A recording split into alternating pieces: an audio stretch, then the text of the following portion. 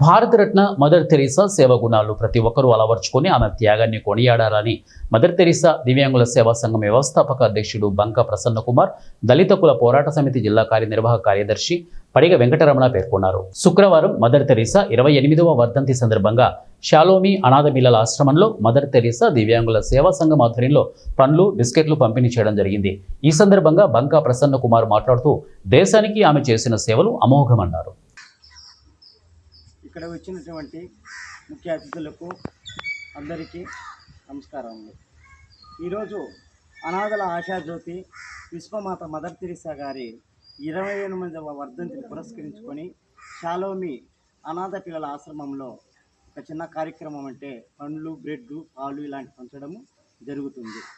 ఇంతకుముందు కూడా పోయిన నెలలో ఆగస్టు 26 మదర్ తెరీసా గారి జయంతిని కూడా ఏర్పాటు చేయడం జరిగింది కడపలో. ఆ రోజు కూడా అన్నదాన కార్యక్రమం ఏర్పాటు చేశాము.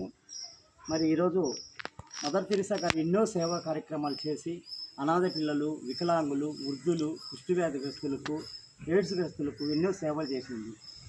ఆమె అసలు పేరు అగ్నెస్ గోన్షా బోజాషు. యుగోస్లియాలోని స్కోప్జీ అనే ఒక చిన్న గ్రామంలో జన్మించింది. ఒక సాధారణమైన వ్యవసాయ కుటుంబం వల్లది. ఆమె చిన్నప్పటి నుంచే కొన్ని సేవా కార్యక్రమాల మీద ఆమె మనసు ఉంది.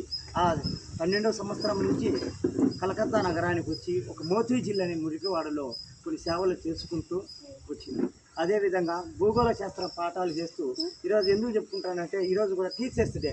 ఆమె కూడా 17 సంవత్సరాలు సోషల్ సబ్జెక్టులు భూగోళ శాస్త్ర పాఠాలు చెప్తూ వచ్చింది.